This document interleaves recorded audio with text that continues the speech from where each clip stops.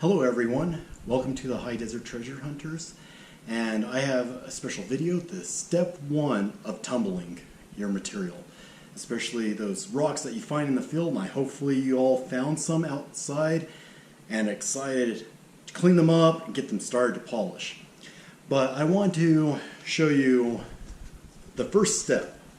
I use 80 grit, and I get my material from Kingsley North, and they do sell kits, and I bought the 5-pound, and I'll go through all the different steps later in the video. But I wanted to show you a little bit more. This is the grit, silicon carbide, and what we're trying to do is, as it's spinning around in the tumbler, it's taking off material, and so you can see that's doing that. And we also put beads in there, ceramics, all sorts of things. And as the rock is turning in there, it's making a slurry. I talk a little bit about it in the video, and I hope that you all have a great time and you actually get some good information out of this video. If you don't, please contact us, and we would like to implement your suggestions in the next video, stage 2. But we also will do more on the stage 1 later. I'm going to do some more on the ceramic side and some other materials. I will also go on stage 5, which is typically not done. There's usually 4 stages. But for these first 4 videos, I'm going to be talking about the typical stage 1, the silicon carbide, and also another silicon carbide, and just getting finer and finer grit. So we have a nice final polish at the end. And I want to bring you through each one of those stages. And I have multiple tumbling tubs turning on my tumbler. And so you will see step by step all the way through. And I would like to thank everyone for watching this video. And please subscribe just below here. And please like the video. It means a lot to us to hear good positive thoughts, and we want to hear what everyone has, and I wouldn't mind seeing some pictures of what your final product looks like, especially when we post on Facebook. It means a lot to all of us. Thank you, and have fun, and thank you for watching the High Desert Treasure Hunters. Thank you.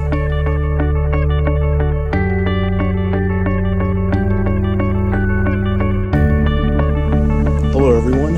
I have soaked the rocks in a little bit of soapy water overnight to see how they're turning out. This is kind of what we expect when they get polished. Of course, it's going to be a lot more amazing to see, but it gives you kind of a clue of what you're going to see.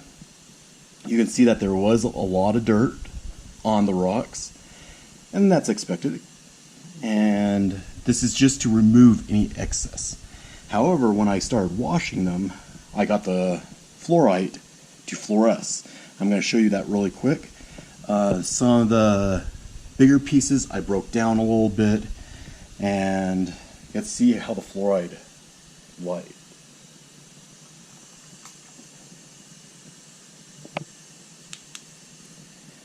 Alright, look at that. That's really, really nice. You can see all the other. Some of this is just the lint from the cloth when I was wiping them, but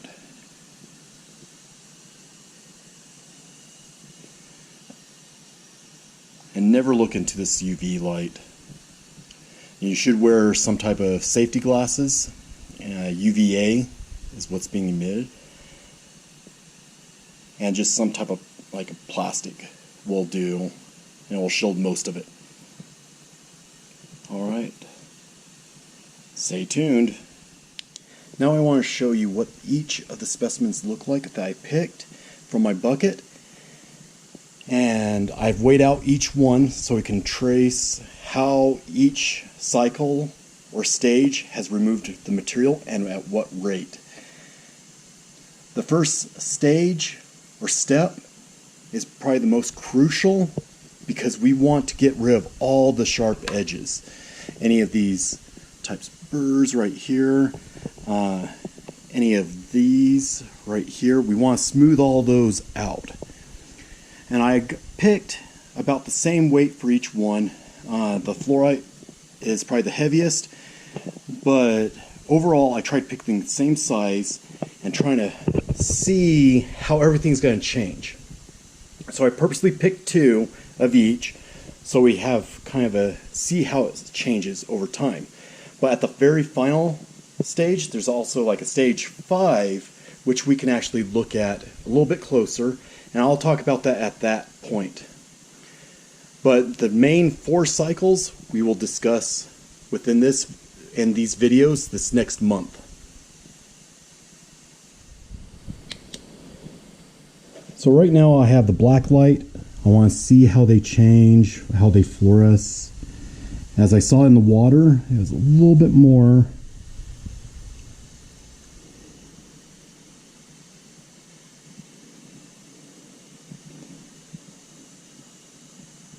This is the fluorite. I don't see too much. I see more of the background.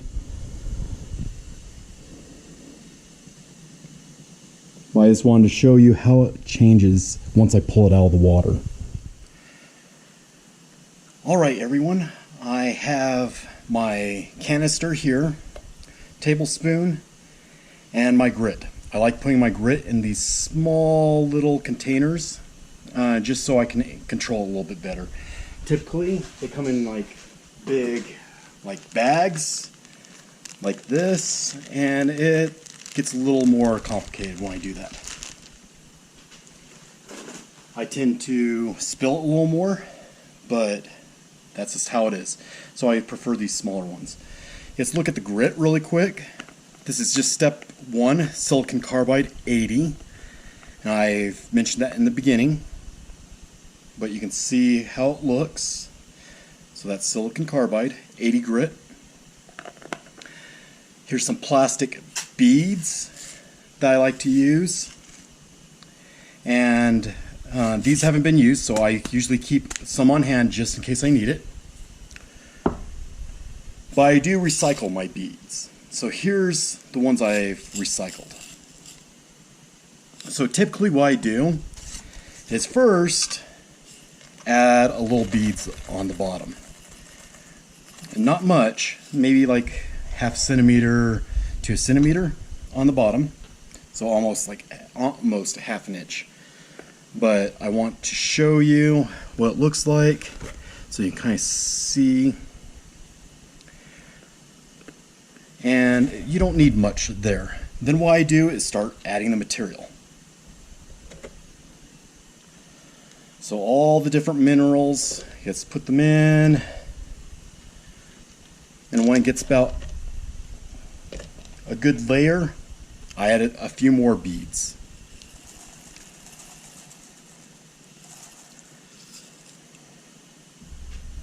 And at this point, I also put 1 tablespoon. Overall, I'm going to put 3 tablespoons in. So there's 1. Let's add some more. I've noticed if you put it at the beginning, it stays at the bottom. So at the bottom of the bucket. So it's better to put it higher up in the bucket. Alright, there is my amount of minerals I've put in. So it has a pretty good amount. Let's add a few more, not much, because I want to put the grit right on top. So it kind of goes in between everything. Let's do our last 2. And some people say you don't need to put the plastic beads at this point. And you don't have to, but I prefer to so that the rocks are not hitting each other as much, and that induces cracks, especially when the harder ones hit the softer ones. Like the fluorite is probably the softest material in this batch, and we don't want it to crack or fracture. And let's put some more beads in there. And sometimes people put ceramics in there. And I didn't want to do that for this one, but I will later on just kind of show you how that works. And I kind of shake it down, and that's probably a good amount right there. It's pretty easy, but you don't want to overpack it. If it's too much, it's not going to tumble. You have to have the rocks be able to fall. And one of the problems I've dealt with before is all the grit tends to sit on the bottom here. So what that means is that it's too packed. It doesn't have room to breathe, not enough room for the rocks to move and fall and polish and the grit to go everywhere. And it's just one of those things, you just have to redo it. And I hope it doesn't happen with this, but if it does, that will be a good learning experience for all of us. Some people know what I'm talking about with it. If you're outside, I do recommend wearing safety glasses when you put the grit in, because if a gust of wind comes and that grit gets in your eyes, it's not a happy day. But since I'm inside my garage, I'm not too worried. And then what you do next is you add the water. And you want to leave a little bit of air bubble in it. So that's probably a good amount right there. You're leaving about a centimeter to half an inch right there. And why you're doing that is so once tumbling, there's an air pocket on top and the rocks are able to fall. They're not, and the beads are not just sitting on the top up in here or over here. Let's say the air bubbles on this side so you can see. And so we want the rocks to be able to move in there. And as they move, these sharp edges start breaking off, especially with this first stage. If you're not happy with the first stage, you should probably run it longer. And it's okay to keep it running.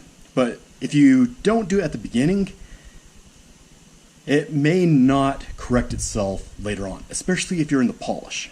If it's very rough, like these minerals are right now, it's not going to clean out.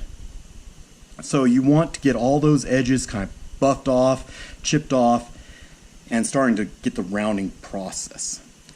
In the process of this tumbling, it's going to make a slurry. And that slurry is what you really want to see. If you don't have a slurry when you open it up, not that frothy, slurry, weird looking mixture, it's usually black at this stage because it's silicon carbide.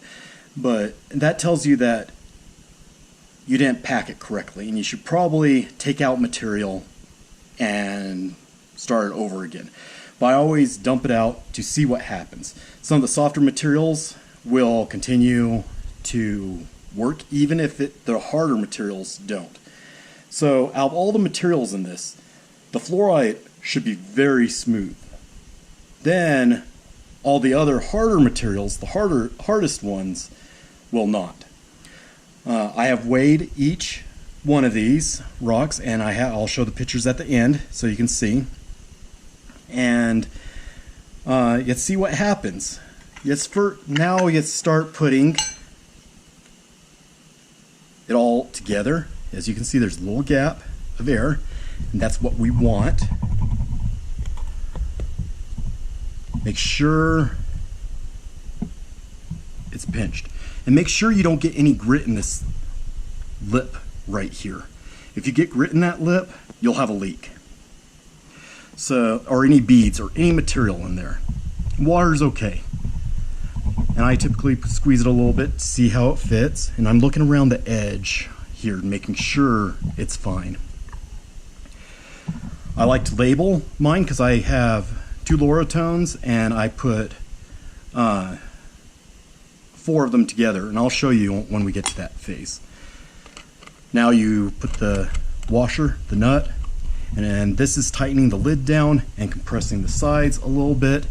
And you don't want to tighten it too much because then that will actually pop it loose. I've done that before by accident. It doesn't matter which way the nut. I'm sure someone will say, no, it actually does. I haven't noticed. And what I like to do is kind of shake it. Now what I'm doing is I'm listening and I'm also squeezing. I want to feel the kind of air bubble in there, and I'm also checking to see if there's a leak.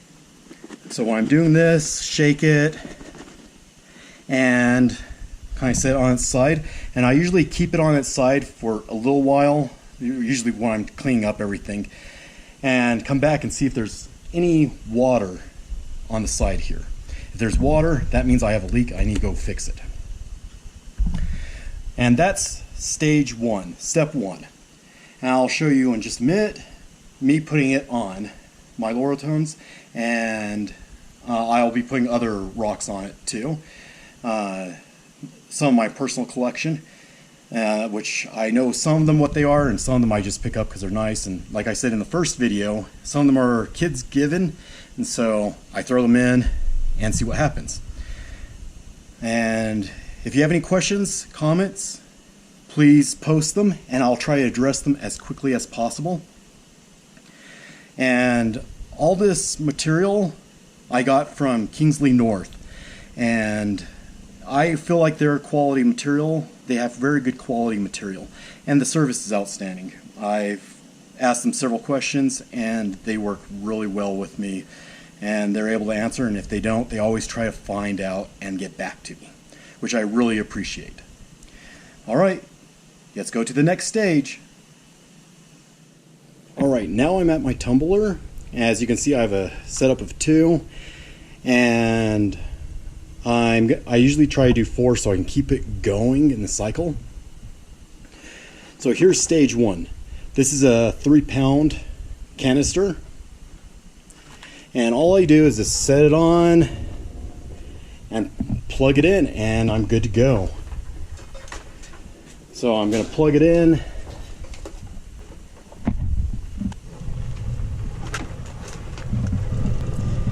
And now I wait a week.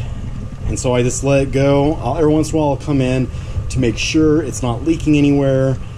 And that's usually within the first day.